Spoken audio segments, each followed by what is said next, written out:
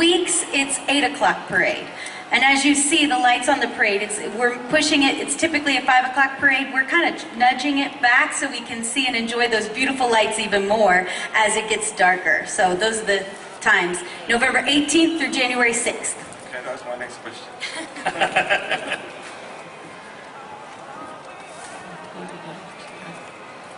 There's a lot of new characters in this parade. Will some of those characters, such as Gru's wife, appear elsewhere in the park? For this holiday season, yes, all of these characters in the parade will have a special meet and greet, some with their floats. So for instance, the minion tree that you saw will come out after the parade and be the backdrop for Gru's entire family, including Lucy, to do a meet and greet. The Madagascar gang will come out and do a meet and greet. Penguins, Alex, Gloria. King Julian does a really fun mini show at the tree after the parade. The Shrek villagers, Puss in Boots, Shrek and Fiona, Three Blind Mice, and Big Bad Wolf will all come out and do a set after the parade. So our evening entertainment in the street will be full until park close. So what are they down here? I just wanted to say the music was amazing. Is it original music with the toy section at the end? That was actually really moving. Thank you so much. We had a collaboration with a partner, Thinkwell, and we had a fantastic composer. I'm going to ruin his last name, but Benoit Jurta. He's amazing.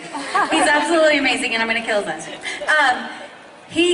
We gave him inspiration music, and he, from that inspiration music, quickly gave us a track that we all fell in love with. So yes, the beginning of the parade, the end of the parade from the toy section back is all originally composed for this parade.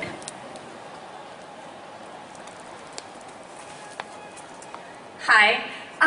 Obviously for tonight, for media night, we had prime viewing locations. Will there be special holiday viewing packages or do people just first come, first served as far as getting to see the parade and any other holiday events? I'm not sure about prime packages, but I do know, I would say get a seat early on the curb, and that way no one can get in front of you, right? And I think any area of the park is really good viewing, because if you're on some of these side streets, people don't typically go there, right? From someone who's in the park every day watching parades, people don't go to those side streets. And you're going to see the same parade on those side streets as people see on these main drags. So as an insider, I guess that would be my insider tip. And the score is set up so that the same way that you saw it here, you'll see it over in Hollywood with the score matching in with all of the floats. The balloons are all at the same heights over there, all that same picture put together. In fact, tonight was the first night, even though we've been doing rehearsals, that I saw the beginning of the parade over here, because I've always been seeing it over there and then running around back to try to catch some other parts of it. And it's gorgeous, and from, in every different part of the park. So come and see it several times in several places. That was really my question. So the route goes through the whole park, so there's really, no... Yeah, it takes the traditional route coming out the Esoteric Gate right by Horror Makeup, scooting down Hollywood Boulevard, then up Avenue of the Stars, turning down New York, and up South Street back home to the Esoteric Gate. Thank you. You're welcome.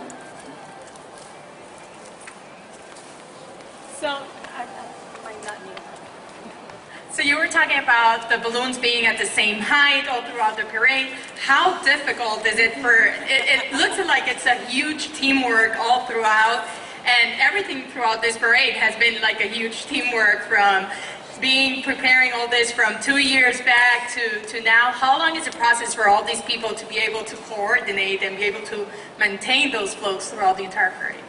Well, we're very fortunate that so many of the pilots and many of the handlers on the balloons have been doing it for several years with us on the other parades that we had. Our first night of rehearsal, when I sat down with all those pilots, I did have to tell them, I said, okay, put away everything that you learned for the last 15 years, because these are all new. Totally new balloons, totally new aerodynamics, and to their credit, They stepped right up and said, okay, what do I need to learn? What do I need to see? You know, and they asked questions and they got together on it. And they have a lot of internal teamwork as well. I am very, very proud of the pilots and the teams that we have on the balloons here. And I will even give a shout out to some of them over the years have gotten to the level where they applied and will come up on Thanksgiving and they'll be piloting balloons in the Macy's Thanksgiving Day Parade in New York as well. So yes, great teamwork. Facilitated by, we'll have folks from the Macy's balloon team down here through the run working with all of the Universal folks to make sure that we've got everything looking just as good as it did tonight.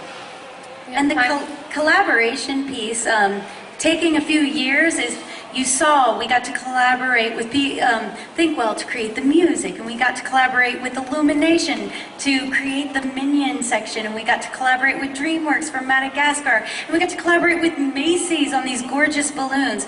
So the development of each and every individual piece of this took the time that we needed, right? And we got to really hone in on some very cool and unique things taking that time. That's why there's so much family feel to it, because it was a family effort. It was truly a family effort.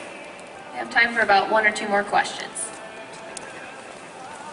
I don't know, maybe I'm reading too much into this, but I noted what seemed to be an arc of nostalgia. There was the story within the story you mentioned earlier. It seemed to bring back some of the later floats especially. I'm seeing elements of those floats and I'm thinking, good grief, I had that toy. Yeah. And This goes back to, you know, I spoke briefly in there that in the original creative sessions, what we talked about were our memories, what we cherished as children, you know, and we're not young.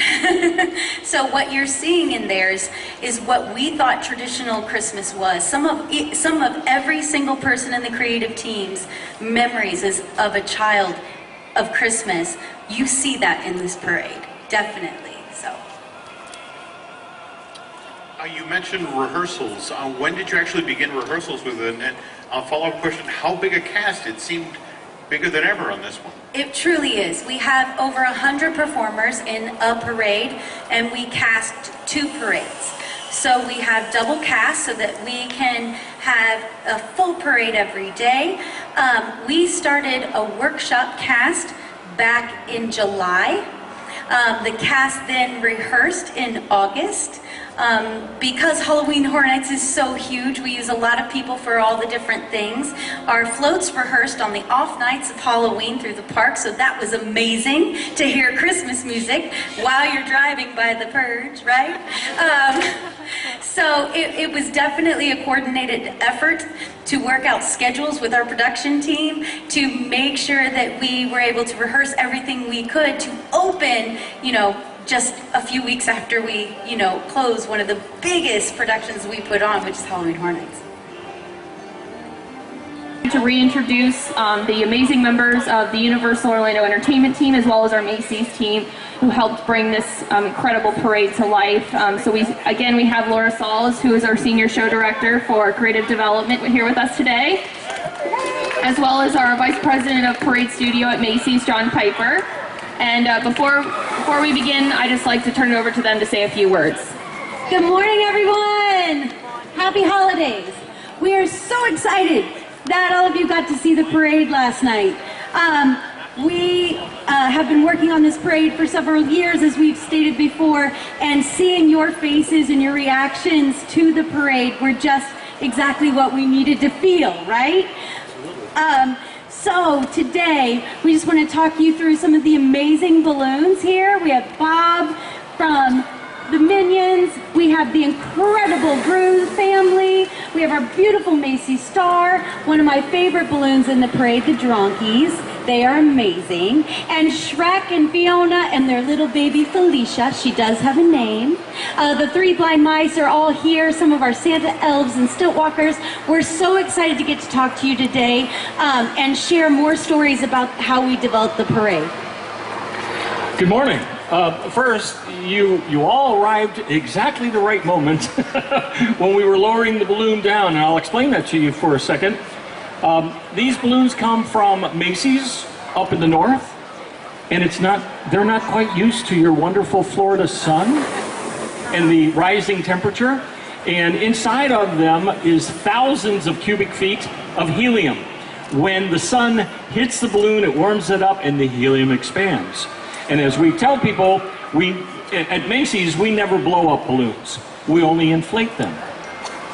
And we wanted to make sure that we didn't change that today. So what we actually did was lowered Bob down and let a little bit of the helium out, so there was a little more room for expansion. Some people think it's helium. I happen to think it's bananas, because they love them so much. And we have, as Lora said, the donkey and the star out here, but I want you to take also a wonderful look at all these amazing floats and all the detail work that's in there. I can tell you about the detail work of the balloons, but I have been just in awe of the great design and detail work. One of the things that I absolutely love, but you gotta look really close for it, is on the Shrek float in the front, you can see Pinocchio. And next to him is a snowman. And the carrot nose grows. You gotta look for it though. You gotta look for it. So at this point, I think, are we up for questions or what are we doing next? Sure.